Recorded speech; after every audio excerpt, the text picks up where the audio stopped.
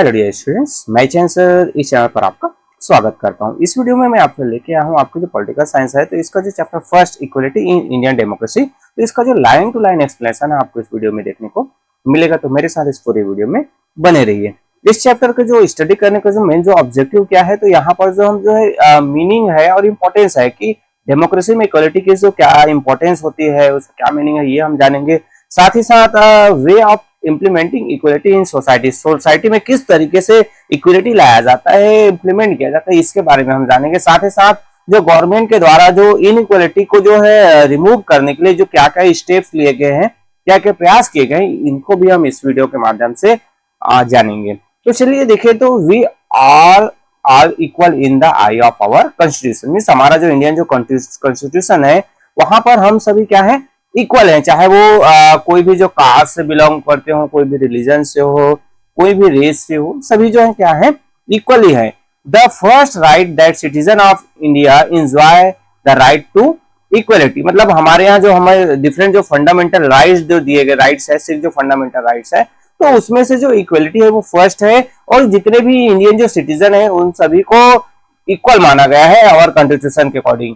Then this fundamental rights to equality includes equality before law, मतलब ये जो हम इक्वलिटी की बात करते हैं तो किनके अगेंस्ट, तो ये जो लॉ है, कानून है, तो उनके समान सभी जो है क्या है, इक्वल है। कोई भी रिच हो, पुअर हो, कोई भी डिफरेंट रिलीजन्स के हो, उसको कोड जो है या फिर जो लॉज है वो इक्वली ट्रीट किया जाएगा। Its prohibits discrimination on the basis of religion, race, caste, sex or place of birth, मतलब इसमें किसी भी तरीके से कोई भेदभाव नहीं है, चाहे वो कोई रिलीजन के हो, कोई भी रेस से बिलोंग करता है, कोई कास्ट का हो, कोई सेक्स से बिलोंग करता है, कोई भी जो बर्थ प्लेस कहीं का भी हो, किसी भी प्रकार के कोई डिस्क्रिमिनेशन मींस उनके अगेंस्ट भेदभाव नहीं किया जाएगा। It is also provides equality of opportunity in employment, employment में भी अपॉर्चुनिटी प्रोवाइड किया जाता है ताकि सभी को जो है एम्प्लॉय प्राप्त करने के जो चांसेस है वो मिल सके। So in this chapter we will study the meaning of equality and appreciate its true value। तो इस चैप्टर में हम इक्वलिटी का जो क्या मतलब होता है, उसकी क्या मीनिंग होती है वो जानेंगे। साथ ही साथ इसकी जो ट्रू वैल्यूज है एक्चुअली क्या है, कैसा है, इन सब के बारे में हम यहाँ पर जानेंगे। यहाँ पर देखिए 6 जो फंडामेंटल राइट्स आपके दिए गए हैं हमारे जो कॉन्स्टिट्यूशन में हम सभी को मिलता है, जिसमें राइट टू इक्वलिटी आता है, right to freedom of speech and expression, moments, resides and to practise any profession, मतलब ये जो है राइट टू फ्रीडम के अंदर में सभी आ जाता है, right to freedom. Then third आता है आपका राइट्स अगेंस्ट एक्सप्लॉयटेशन, ये जो है शोषण के विरुद्ध, अगर कोई भी किसी के अगेंस्ट कोई भी शोषण करता है, उसका एक्सप्लॉयटेशन करता है, तो उनके पास राइट्स है कि वो उसके अगेंस्ट में बातें कर सकते हैं, केस कर सकते हैं। तो चाइल्ड लेबर है या फिर जो ट्रैफिक इन ह्यूमन बींग्स, मतलब जो किसी को बच्चे को काम करवाना, 14 ईयर्स जो कम एज के जो ग्रुप के जो बच्चे हैं उनको अगर कोई काम लिया जाता है तो उनको चाइल्ड लेबर के अकॉर्डिंग उसको ट्रीट किया जाता है। सो या फिर जो ह्यूमंस को बेचना खरीदना, तो ये सभी, या फिर किसी को बंधक बना के काम करवाना, ये सभी हमारे जो फंडामेंटल राइट्स के उसके अगेंस्ट है। और अगर इस तरीके को केसेस आते हैं तब जो करने वाले, इस तरीके के जो लोग गलत करने वाले हैं, उनको पनिश भी किया जाता है। देन नेक्स्ट आता है आपका 4th नंबर का right to freedom of conscious and practice of any religion, मतलब जो है ये जो है राइट टू किसी भी कोई भी जो व्यक्ति है क्या कर सकता है, कोई सी भी जो धर्म है, कोई भी रिलीजन है वो उसको फॉलो करता है। तो ये जो हो गया आपका क्या, right to freedom of religions and culture जो आता है वो इसके जो अकॉर्डिंग में आता है, इसमें आते हैं। देन नेक्स्ट आता है आपका right of citizen to conserve their culture and for minorities to establish and administer educational institutions of their choice, means यहाँ पर आएगा कि सिटीजन के पास कोई भी जो क्या है, इस्टेब्लिश करना, माइनॉरिटीज है, मतलब जिनकी संख्या कम है, तो वो अपने इंस्टीट्यूशन से, अपने जो कल्चरल या रिलीजियस जो इंस्टीट्यूशन है वो इस्टेब्लिश करता है, उसको पीसफुली फॉलो कर सकता है। देन जो लास्ट जो इंपॉर्टेंट जो 6 नंबर का जो फंडामेंटल राइट्स आता है वो है rights to constitutional remedies for enforcement of fundamental rights, मतलब राइट टू कॉन्स्टिट्यूशनल रेमेडीज, ये जो हमारा 6th और जो बहुत ही इंपॉर्टेंट राइट्स है, इन राइट्स के अगेंस्ट जो है कोई भी जो व्यक्ति का अगर जो क्या हो रहा है, किसी भी फंडामेंटल राइट्स का कोई जो है क्या कर रहा है, शोषण कर रहा है, उसका एक्सप्लॉयटेशन कर रहा है, तब ऐसे सिचुएशन में वो जो है सीधा सीधा जो कोर्ट है वहां पर जाकर वो केस कर सकता है, हाई कोर्ट है, सुप्रीम कोर्ट में जा सकता है और अपने राइट्स के अगेंस्ट जो हुआ है उसके बारे में वो वहां पर कंप्लेन कर सकता है।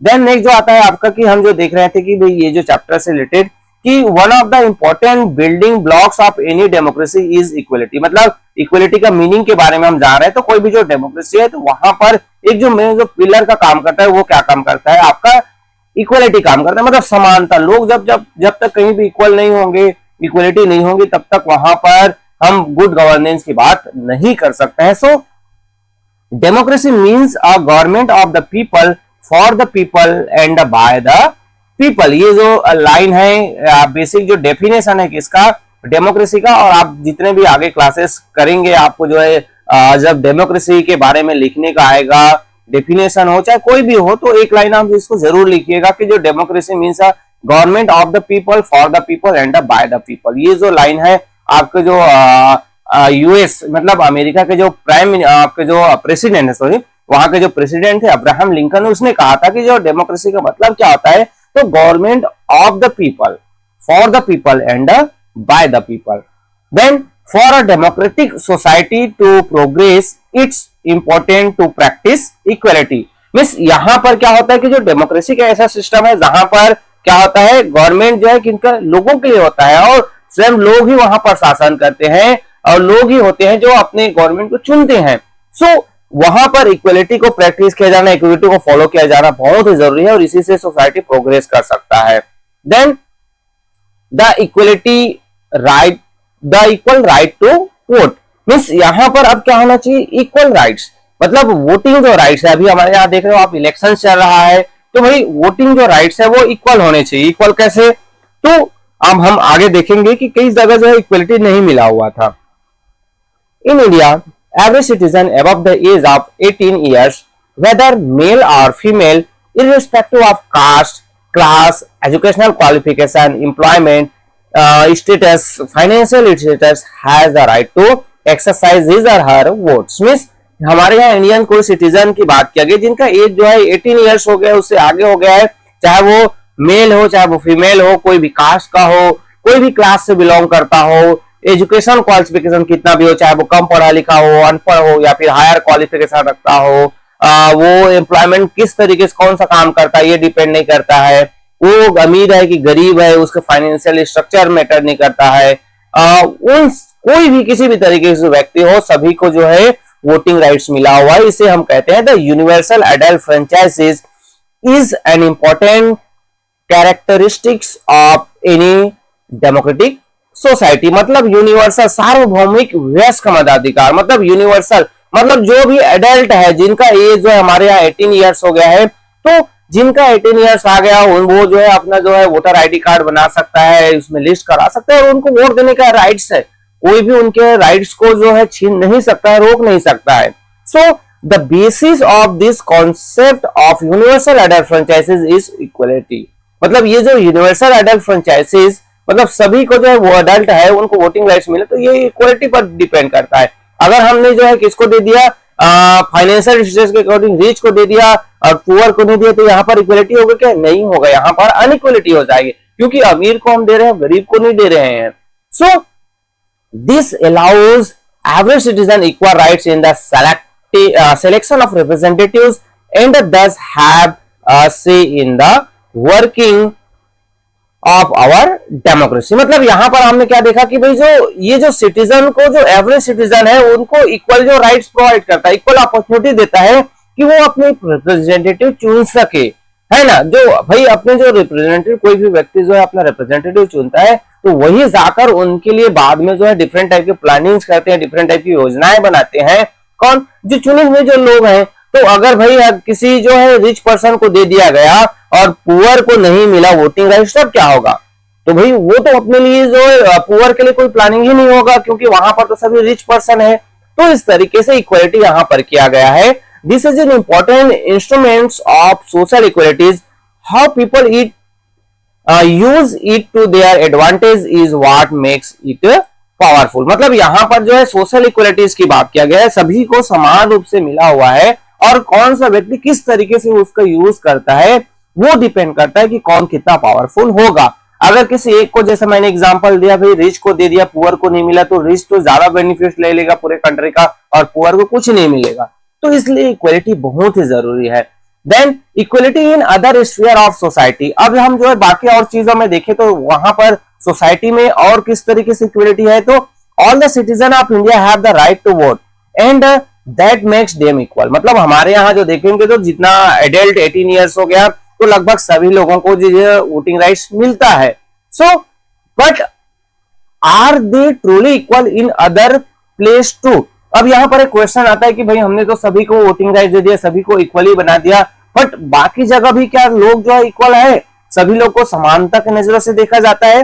तो ऐसा inequality is prevalented in religions, financial status, educational qualification and caste fights of our best efforts. मतलब हमारे यहाँ जो देखोगे तो इनइक्वालिटी हमें असमानता जो है, भेदभाव हर जगह नजर आता है, चाहे वो रिलीजन्स के अकॉर्डिंग तो देखें, डिफरेंट रिलीजन्स है, उसके अकॉर्डिंग फाइनेंशियल अमीर गरीब में देखते हैं, एजुकेशनल कोई हायर क्वालिफिकेशन वाला है, कोई लो क्वालिफिकेशन है, साथ ही साथ जो कास्ट जो सिस्टम है इसमें तो शुरू से बहुत पहले से ही जो differences upper caste lower caste में देखने को मिल रहा है। अभी आप अपने आसपास भी देखते होंगे तो ये जो इनइक्वालिटीज हैं वो हमें देखने को मिलता है। कहीं आप होटल में गए खाना खाने, वहीं पर एक अच्छे खासे आप हो और कोई वहीं पर एक गरीब व्यक्ति आता है चिथड़े से कपड़े में, फटे पुराने कपड़े में, भूखा है वो उसी टेबल पे जहां पर आप बैठे हो, तो आप दोनों का जो कंडीशन आप देख लीजिए और आपकी जो एक्सप्रेशन क्या होगी। कई जो लोग है छी करके बोलेंगे, है ना, कि कहां से आके बैठ गया हमारे साथ। तो इस तरीके से इनइक्वालिटीज हमें नजर आता है। आप भी खाकर पैसा देके जाओगे, वो भी खाएगा और पैसा देके जाएगा, बट हमें इक्वालिटीज नजर आ जाता है। इनइक्वालिटीज सभी जगह हमें नजर आता है, हमें देखने को मिलता है, बस इक्वालिटी कहने की सुनने की बातें हैं। Then in India is part of an Asian civilization which had a very rigid caste system।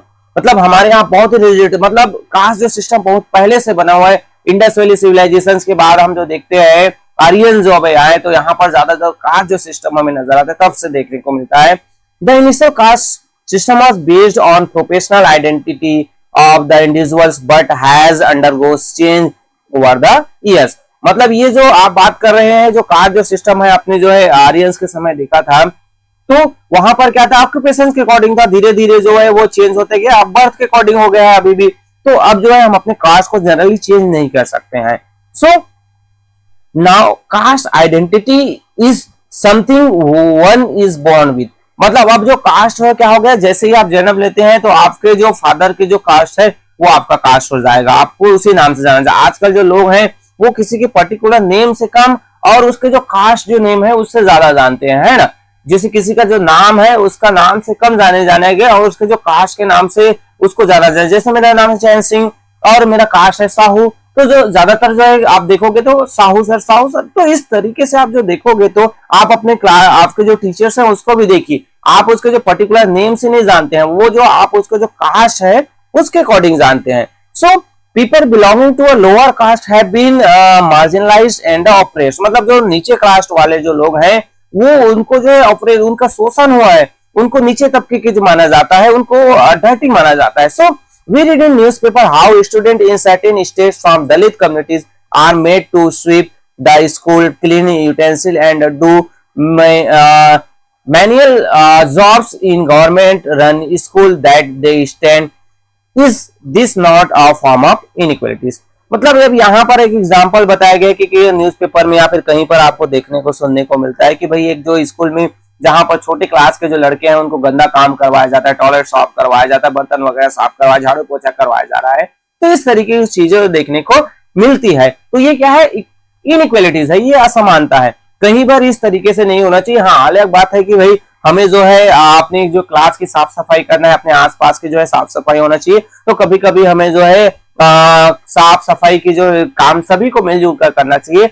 एक स्वच्छता का जो संदेश है, cleanness, clean India, green India, तो क्लीन स्कूल वाला जो मिशन है हमें करना चाहिए। साफ सफाई सभी को करते रहना चाहिए, बट किसी पर्टिकुलर पर्सन को, सिर्फ वो जो लोअर कास्ट से है तो हम उसको सफाई का काम दे देंगे, ये बिल्कुल भी सही नहीं है।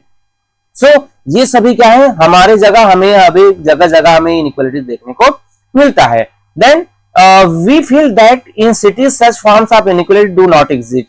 मतलब अब क्या कहा जाता है कि शहरों में इस तरीके की जो इनइक्वालिटीज है वो देखने को नहीं मिलती है, बट ऐसा नहीं है, चाहे वो शहर हो चाहे वो गांव हो, सभी जगह इस तरीके की जो इनइक्वालिटीज है देखने को मिलता है। इवन आप गांव में जाके देखोगे तो गांव में तो जो लोग हैं आजकल ज्यादातर सभी लोग जो है अपर कास्ट या लोअर कास्ट मिलजुल कर रहते हैं, बट शहरों में जो है आपके जो फाइनेंशियल स्टेटस के अकॉर्डिंग रिच और पुअर में बहुत ही ज्यादा डिफरेंसेस इनइक्वालिटीज हमें देखने को मिलता है।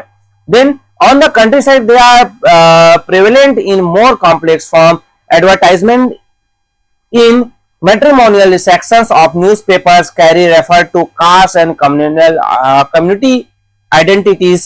People still follow the system of marriage within their communities. अब यहाँ पर आया कि जो एडवर्टाइजमेंट जैसे मैट्रिमोनियल आ गया, शादी ब्याह से संबंधित देखोगे तो ज्यादातर जो है अभी भी जो लोग जो है सिर्फ अपने ही कम्युनिटी अपने ही कास्ट है वहां पर मैरिज करते हैं, अपने रिलीजन में मैरिज करते हैं।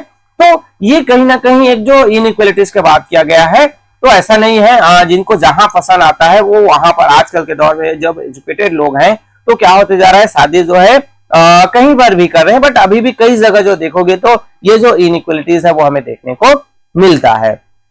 Then the government of India has made provision for all children under the age of 14 to get basic education. अब जो है गवर्नमेंट ने क्या किया है भाई कि जो जितने भी 14 एज के हैं उनको फ्री और कंपलसरी एजुकेशन करवा दिया गया कि क्लास 8 तक तो सभी को फ्री और कंपलसरी एजुकेशन करना ही है, but in reality this does not happen. But actually में रियल में जाके आप देखोगे तो रियल वर्ल्ड में आपको कई जगह ऐसे हैं, कई एरियाज ऐसे देखने को मिलते हैं जहां पर अभी भी बहुत सारे जो बच्चे हैं वो एजुकेशन से दूर है, वो उनके पेरेंट्स उनको पढ़ने के लिए नहीं भेजते या फिर वो खुद पढ़ना नहीं चाहते हैं। बट ये तो हो गया। Then the facilities provided at many government school are inadequate and often teachers are not well qualified. मतलब कई जगह ऐसे हैं, कई गवर्नमेंट स्कूल की बात किया गया है जहां पर बेहतर जो एजुकेशन की फैसिलिटीज नहीं प्रोवाइड किया जाता है, टीचर्स भी ऐसे होते हैं जो वेल क्वालिफाइड नहीं है। तो इस तरीके की चीजें जो है समस्याएं हमें देखने को मिलता है।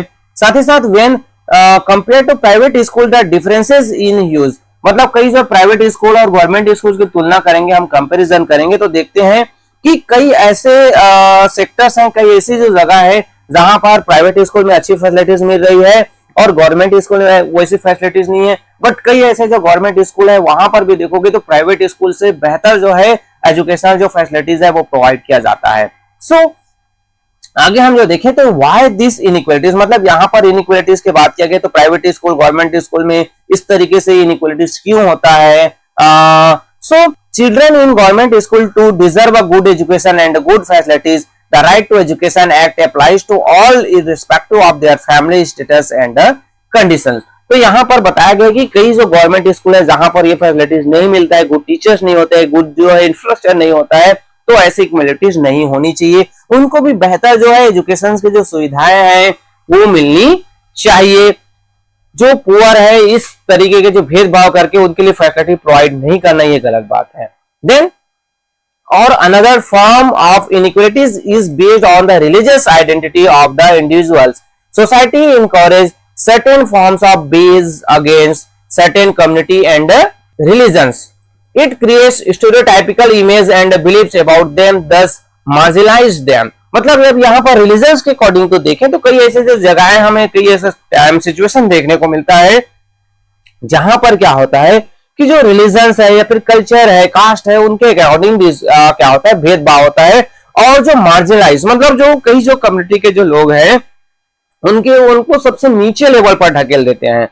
तो the constitution of India very clearly state that every individuals has the right to practice his or her religion, this is not followed in daily life.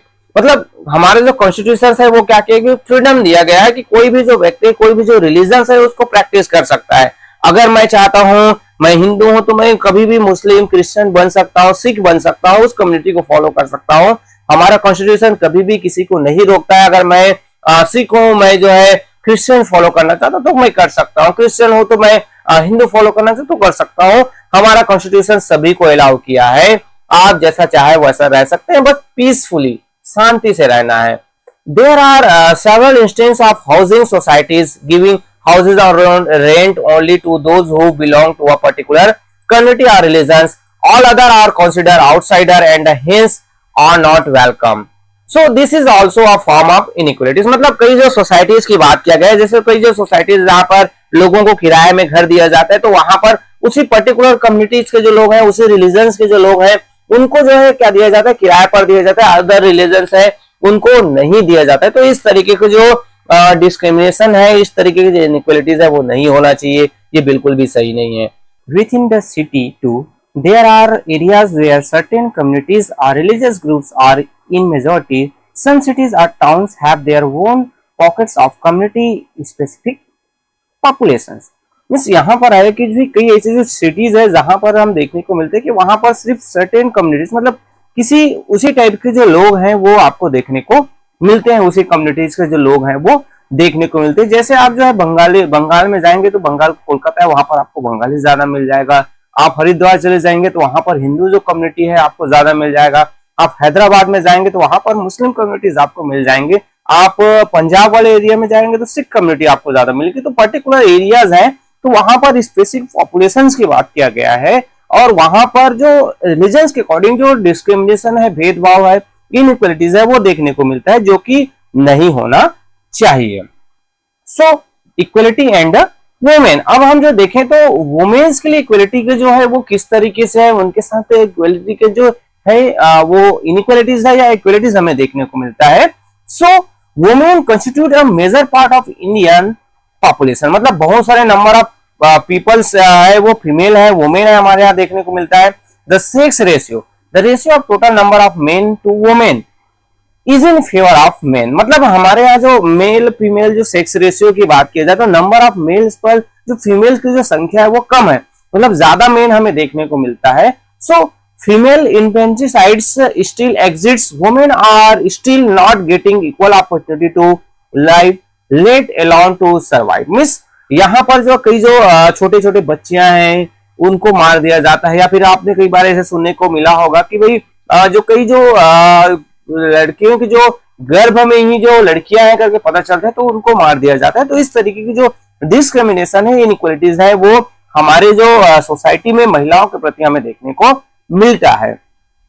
It was only in the 20th century that gender equality became prominent. A democratic country accords its women equal status and respect in society. मतलब 20th century में जैसे हम आए तो देखते हैं कि यहाँ पर जेंडर इक्वलिटी है हमें ज्यादा देखने को मिलता है, ज्यादा बेहतर हमें नजर आता है, और इन इक्वलिटीज जो है दूर होते जा रहे हैं। इन सब का मेन एक जो रीजन है कि भाई हमारी जो पॉपुलेशन है, स्पेशली जो वुमेन पॉपुलेशन है, वो ज्यादा से ज्यादा एजुकेट होते जा रही है, अपने जो राइट्स है उसके बारे में वो ज्यादा जान रही है। इस कारण से उसके प्रति जो डिस्क्रिमिनेशन है, इनइक्वालिटीज है, वो धीरे धीरे खत्म होते जा रहा है, कम होते जा रहा है।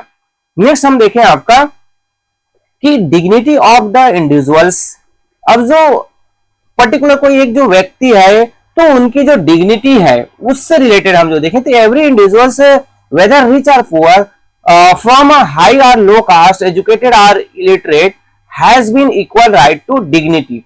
मतलब भाई किसी की जो वैल्यू है, कोई भी व्यक्ति की जो है, चाहे वो अमीर हो, गरीब हो, चाहे वो ज्यादा पढ़ा लिखा हो, कम पढ़ा लिखा हो, लो कास्ट का हो कि हाई कास्ट हो, डिग्निटी है उनकी सबकी बनी रहती है, सबकी अपनी वैल्यू होती है, सबका अपना क्या होता है, एक महत्व होता है ना। ऐसा नहीं कि कोई अमीर व्यक्ति है तो उसकी कोई वैल्यू नहीं है, ज्यादा वैल्यू है, गरीब की कोई वैल्यू नहीं है, ऐसा बिल्कुल भी नहीं है। So the dignity and the self respect of each person is very important. Any form of inequalities or disrespect eroded the worth of the person. मतलब भाई सब, जैसे मैंने कहा, सबके अपनी सेल्फ रिस्पेक्ट है, सबके अपनी वैल्यूज है। अगर कोई दो व्यक्ति खड़ा है, एक जो है रिच है, एक पुअर है, अगर हम किसी को ज्यादा वैल्यू देंगे और किसी को कम वैल्यू देंगे तो ऑटोमेटिकली उनके मन में कुछ जो भावनाएं हैं वो उत्पन्न होती, गलत भावना, गलत फीलिंग्स आती हैं। So the self respect of every individuals be in it a businessman or a labour is priceless. Sometimes we hear abuse language being used against those working under us. We are being cruel in our treatment to those who are less fortunate. मतलब कई बार हमें देखने को मिलता है किसी के यहाँ जाओगे, अमीर बड़ा व्यक्ति बिजनेसमैन है, उनके यहाँ उसका नौकर है तो उनके साथ वो गलत तरीके से रूडली बिहेव करता है। या फिर आप देखिए आपके फ्रेंड्स हैं, आपके फ्रेंड सर्कल में आपने इनवाइट किया, सपोज आपके यहाँ कुछ पार्टी हो रहा है, बर्थडे पार्टी आप सेलिब्रेट कर रहे हैं, आपके स्कूल फ्रेंड्स को इनवाइट किया, कुछ जो है अच्छे सेक्शन अच्छे जो कास्ट से अच्छे क्लास से बिलोंग करते हैं, कई जो है पुअर फैमिली से आए हैं, तो आपके फ्रेंड है, आपने तो उसको इनवाइट किया, बट आपके कुछ दूसरा जो फ्रेंड है उसके साथ रूडली बिहेव कर रहा है क्योंकि वो पुअर फैमिली से है, तो आपको और उसको दोनों को अच्छा नहीं लगेगा। बट ये होता है कि this is also a type of inequality, they are no less than anyone of us, violating someone's dignity goes against the law and against the basis tenet of our constitution. मतलब ये जो inequalities हम करते हैं, किसी को हम जो है डिसरेस्पेक्ट करते हैं, उसके वैल्यूज को कम दिखाते हैं, तो ये कहीं ना कहीं हम जो है हमारे कॉन्स्टिट्यूशन के अगेंस्ट है, क्योंकि कॉन्स्टिट्यूशन ने सबको डिग्निटी प्रोवाइड किया है, सबकी अपनी वैल्यूज हैं। देन नेक्स्ट आता है हमारा the constitution of India. Ultimate जो पावर है हमारा, है ना, हमारे कंट्री का जो मेन जो पावर का सोर्स है वो हमारा क्या है, कॉन्स्टिट्यूशन है, और इसी के अकॉर्डिंग कोई भी गवर्नमेंट है वो रन करता है। So the constitution of India recognise all citizen as India as equal and has based vote on us the same rights irrespect of religious, caste, class, economic and educational background. मतलब हमारे जो country, जो हमारा जो constitution है, जो supreme power है, वो सभी को इक्वल और सबको लगभग इक्वल जो राइट्स जो है वो प्रोवाइड किया गया है, चाहे वो किसी भी रिलीजन, कास्ट, बैकग्राउंड कहीं से भी आता हो, किसी भी तरीके से वो सबको इक्वल जो है ट्रीट करने के जो प्रावधान है हमारे कॉन्स्टिट्यूशन में किया गया है। So whatever one states in a city or some remote villages are, we are all citizen of India and are equal before the law of the land. मतलब कोई गांव में रहे, कोई शहर में रहे, सभी जो है क्या है, इंडियंस हैं, और सभी जो है कानून, हमारे जो लॉज है वहां पर इक्वल है। Then the same laws apply to the president of India as well as the ordinary citizen. अब यहाँ पर जो सेम जो लॉ, प्रेसिडेंट के लिए भी सेम लॉज है और कोई ऑर्डिनरी सिटीजन है तो उनके लिए भी सेम लॉज होगा। So the constitution has very clearly state that no person whether male or female, rich or poor, high caste or low caste can be discriminated based on one's identity. मतलब हमारे जो constitution है वो कहता है कि भाई किसी के आधार पर, चाहे वो अमीर हो, गरीब हो, मेल हो, फीमेल हो, रिच हो, पुअर हो, क्या हो, कोई भी तरीके से upper caste, lower caste discrimination नहीं होना चाहिए। बट कई ऐसे जो सिचुएशंस हमें देखने को मिलते हैं, चाहे हमारा कॉन्स्टिट्यूशन ही जो रिजर्वेशन प्रोवाइड किया है, या फिर कई ऐसे जो कंडीशंस है जहां पर किसी को जो राइट्स हैं सेम जो है इक्वल ट्रीटमेंट नहीं किया जा सकता है। बट मेजॉरिटी ऑफ टाइम देखा जाता है कि सभी को on the according to laws जो है, कानून के नजरों में सभी को समान इक्वली जो है प्रोवाइड किया गया है। बट आप जो है कोई जो अपने पावर का मिस यूज कर रहे हैं, और जो लोग गलत करप्ट होकर जो मिस बिहेवियर कर रहे हैं, गलत चीजें कर रहे हैं, उसको हम क्लेरिफाई नहीं कर सकते हैं, वो पर्सन के ऊपर डिपेंड करता है। बट हमारा कॉन्स्टिट्यूशन सभी को इक्वलिटी प्रोवाइड करता है। Then belonging to the low income group or to particular religious community or बिगन a women should not be used as a tool for discrimination inequalities. Every individual has a right to use public areas such as parks, market areas, roads, etc. मतलब किसी के against हम, चाहे जो कोई महिला है, चाहे वो पुरुष है, चाहे कोई भी है, हम उसके साथ इनइक्वालिटीज, भेदभाव नहीं कर सकते, डिस्क्रिमिनेशन नहीं कर सकते हैं। उनको भी वो जो चीजें जो पब्लिक एरियाज है, जैसे पार्क है, मार्केट है, रोड्स है, वो भी यूज कर सकते हैं बिना किसी इनइक्वालिटीज के। So every citizen is allowed to use them. More importantly, no one can practice or supported untouchability. It has been abolished and is punishable under law. The constitution of India lay down the fundamental rights and the duties of citizen. मतलब यहाँ पर जो हम जो देखेंगे तो untouchability मतलब छुआछूत, भेदभाव, ऐसा नहीं है कि वो जो है छोटी जाति का है, छोटा काम करता है, डर्टी है तो वो गंदा है ना, उसको छूने से हम अपवित्र हो जाएंगे या फिर उसको देख लेंगे, तो ऐसा बिल्कुल भी नहीं है। ये जो है पनिशेबल है, कोर्ट के द्वारा लॉज जो है वो पुनिश करेगा अगर कोई व्यक्ति जो पर्सन आपके अगेंस्ट क्या कर देता है, कंप्लेन कर देते। तो कोई भी व्यक्ति, कोई भी जो है वो भी ह्यूमन बींग्स है, आप भी ह्यूमन बींग्स है, किसी भी तरीके से कोई भी इनइक्वालिटीज, डिस्क्रिमिनेशन नहीं होना चाहिए। और ये जो है हमारे जो कॉन्स्टिट्यूशन ऑफ इंडिया में जो फंडामेंटल राइट्स ग्रुप में इसको क्लासिफाइड किया गया है। देन नेक्स्ट आता है आपका step taken by government to implement equality. Equality है उसको बढ़ावा देने के लिए, उसको इम्प्लीमेंट करने के लिए, लागू करने के लिए गवर्नमेंट के द्वारा क्या क्या प्रयास किए गए हम इसके बारे में जानते हैं। So it has been a continuous process for the government of India to formulate law to enforce equality. मतलब जो एक हमारे गवर्नमेंट का जो है कंटिन्यूअस प्रोसेस, मतलब हमेशा वो प्रयास करते रहते हैं कि कैसे हम इक्वलिटी को बना के रख सकें, उसके लिए कानून की भी मदद लेने की जरूरत पड़ती है। सो several welfare programs and schemes have been launched for upliftment of backward section of society, while the law have to maintain order and discourage people from practicing any form of inequalities. The welfare schemes provide the much needed support for oppressed section to improve their condition. मतलब जो government के द्वारा different जो welfare programme, मतलब लोगों की भलाई के लिए बहुत सारे ऐसे जो प्रोग्राम स्कीम जो लॉन्च किए गए हैं ताकि उनकी जो स्थिति है उनको भी बेहतर किया जा सके। जैसे आप देखोगे अभी जो है हमारे गवर्नमेंट के द्वारा जो पुअर जो फैमिली है उनको जो फ्री जो है क्या दिया जाता है, राशन प्रोवाइड किया जाता है, फ्री जो है खाना प्रोवाइड किया जा रहा है। तो वो किसके लिए है, ताकि वो जो है उनके जो कंडीशन है वो बेहतर हो सके।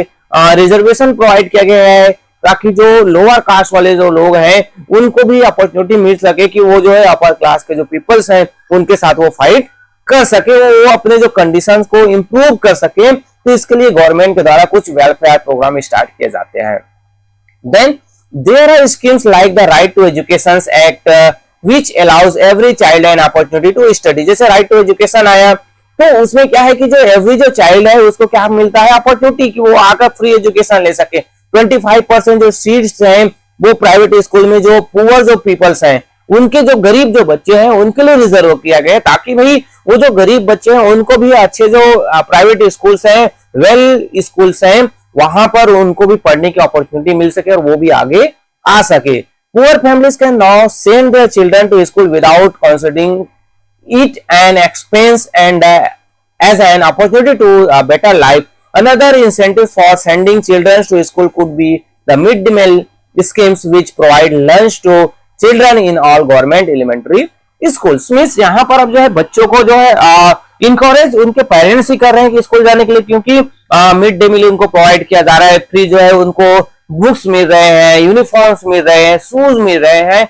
तो इससे क्या हो रहा है कि जो बच्चे भी जो है इनकरेज हो रहे हैं कि वो स्कूल आए, उनके पेरेंट्स भी हो रहे हैं कि हम बच्चे को क्या करें, स्कूल भेजें, ताकि कहीं ना कहीं उनको खाना भी मिल सके। अब तो गवर्नमेंट जो है ब्रेकफास्ट जो है वो देने का प्रयास कर रहे हैं। सो they now get a proper meal along with education. Several schemes have been launched to train women in a various skills so that they can be self-sufficient and independent. मतलब अब यहाँ पर हुआ कि भाई बच्चों को जो है ये सभी जो चीजें मिल रही है तो कहीं ना कहीं वो एजुकेशन भी मिल रहे हैं उनको, और साथ ही साथ उनको जो है आपका जो पौष्टिक जो भोजन है वो भी मिल रहा है। तो इससे कहीं ना कहीं उनका जो माइंड है और हेल्थ है दोनों जो है क्या हो रहे हैं, इंप्रूव हो रहे हैं। साथ ही साथ कई ऐसे जो स्कीम है जो महिलाओं के लिए लॉन्च किया गया ताकि उनको डिफरेंट फील्ड में ट्रेनिंग दिया जा सके और उनको आगे लाया जा सके। तो इस तरीके से डिफरेंट जो वेलफेयर स्कीम्स है वो गवर्नमेंट के द्वारा लॉन्च किए गए हैं और लोगों में इक्वलिटी लाने का प्रयास किया जा रहा है। The process of social change is slow and time consuming. It is not possible to accept change fast for society to progress. It has to first overcome prejudice that have been prevalent for many years. It is a continuous struggle and we all need to contribute. मतलब ये जो हम equality की बात करते हैं तो अचानक जो है गवर्नमेंट के प्रयास से ही सफल हो जाएगा ऐसा नहीं है, ये बहुत पहले से चली आ रही है।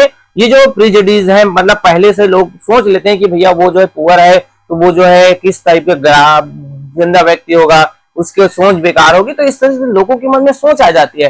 तो इसको दूर करना है तो इसके लिए जो लोगों को बदलना पड़ेगा, पहले हमें स्वयं बदलना पड़ेगा, तब हमारी जो सोसाइटी है वो चेंज हो सकती है। सो नेक्स्ट देखते हैं fight for equalities in other countries. अब जो डिफरेंट कंट्रीज में इक्वलिटीज के लिए किस तरीके से वहां पर लड़ाई हुई, क्या हुआ। So while India has the caste system as a root cause for inequalities, other countries too went through a struggle to create democracy. मतलब हमारे यहाँ जो देखें तो जो कास्ट सिस्टम है वो इनइक्वलिटी का एक जो मेन रीजन था जो बहुत पहले से चली आ रही है, बट दूसरे कंट्रीज में भी जो डेमोक्रेसी के लिए वहां पर भी स्ट्रगल हुआ है। जैसे नॉर्थ इंडिया की बात करें तो वहां पर एफ्रो अमेरिकन है और the African who had been brought to America years ago as a slaves had a fight to hard to be given equal rights। मतलब यहाँ पर नॉर्थ अमेरिका की बात की, अमेरिका में क्या के तो अफ्रीका से जो लोग जो है काम करने के लिए वहां पर लाए गए थे स्लैव के रूप में, सेवक के रूप में, तो उनको भी अपने अधिकार के लिए, इक्वल राइट्स के लिए वहां पर लड़ना पड़ा। Martin Luther king was one of the most important leader who fought for civil rights of the Afro-African। मतलब अफ्रीका से आए हुए जो लोग जो अमेरिका में बस गए थे उनके लिए जो लड़ने वाले जो लोग में थे कौन थे? मार्टिन लूथर किंग, वो थे जो उनके लिए अधिकार के लिए लड़े। इन बर्मा, बर्मा में हम जो देखें तो the ceaseless efforts of Aung San Suu Kyi are inspirational. मतलब जो वहां पर भी इस तरीके से जो घटनाएं घटी वहां पर, साथ ही साथ हम जो देखें तो इसी तरीके से she has spend more than 15 years under house arrest fighting for democratization of nations. Many more nations are still continuing their struggle for democracy. मतलब ये जो आंग सैन सू की है उसने लगभग 15 साल हाउस अरेस्ट, मतलब उनको घर में कैद करके रख दिया गया था, फिर भी वो जो है बर्मा के जो लोग हैं उनके अधिकार के लिए लड़ते रहे और फाइनली जो है एक डेमोक्रेटिक नेशन के रूप में बर्मा आया। इसी तरीके से और बहुत जो ऐसे नेशन है, जैसे हम साउथ अफ्रीका में देखें तो वहां पर आपको नेल्सन मंडेला मिल जाएंगे, तो ब्लैक के अगेंस्ट जो आपका भेदभाव होता था उनके लिए लड़ाई लड़ी गई। हमारे यहाँ भी देख लीजिए इसी तरीके से स्ट्रगल हुए। तो ये जो दो लोग आपको मार्टिन लूथर किंग आपको नजर आ रहा है ये वाला, और यहाँ पर आपको आंग सैन सू की नजर आ रहा है। तो ये जो दोनों लोग जो है यहाँ पर एग्जांपल जो दिया गया वहां पर इन दोनों ने लड़ाई लड़ी थी। नेक्स्ट आता है आपका कि जो why is democracy so important for equality. अब यहाँ पर जो होता है कि जो इक्वलिटी के लिए जो डेमोक्रेसी है वो इतना इंपॉर्टेंट क्यों है, या फिर जो डेमोक्रेसी में जो इक्वलिटी है वो इतना इंपॉर्टेंट क्यों है। So no society has achieved the utopian state of equalities और टोटल डेमोक्रेसी। मतलब कोई भी ऐसी जो सोसाइटी है जहां पर वो पूरी तरीके से इक्वल हो जाए ऐसा नहीं हो सकता है, या फिर पूर्ण रूप से टोटल जो डेमोक्रेसी हो जाए ऐसा पॉसिबल नहीं है। सो आंग San Suu Kyi had said in her famous speech, Suu Kyi ने क्या कहा था कि it is not power that corrupts but fear, fear of losing power corrupts those who wield it and fear of the secure power corrupts those who are subject to it। मतलब अब यहाँ पर बात आया कि भाई पावर है वो करप्ट नहीं, ऐसा नहीं है कि जो लोग जो है ये डर में रहते हैं कि हमारा पावर चला जाएगा तो इस कारण से वो करप्ट होते हैं, है ना। अगर कोई व्यक्ति अपने पावर के बारे में नहीं सोचेगा तो वो बिल्कुल भी करप्ट नहीं होगा, क्योंकि अगर कोई व्यक्ति है वो पावर की लागत ताकत की इच्छा नहीं रखती है तो वो गलत रास्ते पर जाने के चांसेस उसके कम हो जाते हैं। बट लोग जो है क्या है पावर के लालच में अपने आप को करप्ट कर देते हैं, तो इसी को जो है क्या कहते हैं, सैन सू की कहते हैं। Then it is the apt and applicable to all civil society. There are always people are a group who are trying to get an upper hand, trying to be dominated players, while there are other who are tirelessly trying to bring about an upliftment in society, right of it inequalities। मतलब अब यहाँ पर हम जो देखेंगे तो क्या होता है कि भाई कोई भी जो लोग हैं वो दूसरे पर डोमिनेट होना चाहते हैं, बट अगर कोई व्यक्ति जो है अपने जो लगन के साथ टियरलेसली वो फाइट कर रहा है, लोगों को ऊपर उठाने के लिए प्रयास कर रहा है, एक बनाने के लिए प्रयास कर रहा है, तो इस तरीके से कहीं ना कहीं इनइक्वालिटीज है उसको दूर किया जा सकता है। सो an important characteristics of democracy is that it respects and recognizes its citizens and is concerned about their well-being and prosperities। मतलब डेमोक्रेसी की अच्छी बात क्या है, इंपॉर्टेंट जो कैरेक्टरिस्टिक्स की बात किया गया है कि वो क्या करता है, लोगों को, सिटीजन को रेस्पेक्ट प्रोवाइड कर देता है, उनको रिकॉग्नाइज करता है, उनको जो उनकी पहचान बताता है ना, और साथ ही साथ वो लोगों के वेल बीइंग, उनकी भलाई के लिए और उनके प्रोस्पेरिटी के लिए होता है। सो a democracy can be truly effective when basic requirements for survival have been taken care of and people can live with dignity। So democracy में क्या होता है कि भाई जो बेसिक जो रिक्वायरमेंट है लोगों को वो मिल पाता है, साथ ही साथ उनके जो जीवन जीने के लिए जो बेसिक रिक्वायरमेंट है, और साथ ही साथ जो पीपल्स हैं उनकी जो डिग्निटी है वो बनी रहती है। आप जाइए कई ऐसे जो कंट्रीज है, जैसे आप नॉर्थ कोरिया का जो देखिए तो वहां पर आप जो किंग जोंग देखेंगे तो वो जो है लोगों की डिग्निटी वहां पर नहीं है, वहां पर फ्रीडम नहीं है, वहां पर इक्वलिटी नहीं है। बट हमारा कंट्री डेमोक्रेटिक कंट्री है, तो हमें बहुत सारी जो आजादी है, फ्रीडम है, हमें इक्वलिटी है, वो मिला हुआ है। और इसी कारण से जो लोग हैं वो हंसी खुशी बेहतर तरीके से, बेहतर डेवलपमेंट के साथ, प्रोस्पेरिटी के साथ रह सकते हैं। तो इसके लिए डेमोक्रेसी बहुत ही इंपॉर्टेंट है। तो इस तरीके से ये जो चैप्टर्स होता है हमारा यहाँ पर कंप्लीट होता है। इस चैप्टर से रिलेटेड आपके जो एक्सरसाइज के जो सॉल्यूशंस है वो भी मेरे द्वारा प्रोवाइड कर दिए जाएंगे। तो उसके लिए आपको नेक्स्ट वीडियो का वेट करना है, और होपफुली ये जो वीडियोस है आपके लिए हेल्पफुल रहा होगा। अगर वीडियो हेल्पफुल है तो आपको वीडियो को लाइक कर सकते हैं, अपने क्लास फ्रेंड के साथ भी शेयर कर सकते हैं ताकि उनका भी हेल्प हो जाए। और अभी तक आपने चैनल को सब्सक्राइब नहीं किया है तो सब्सक्राइब भी कर सकते हैं ताकि इसी तरीके से हेल्पिंग वीडियो आपको मिलता रहे। So okay, thank you.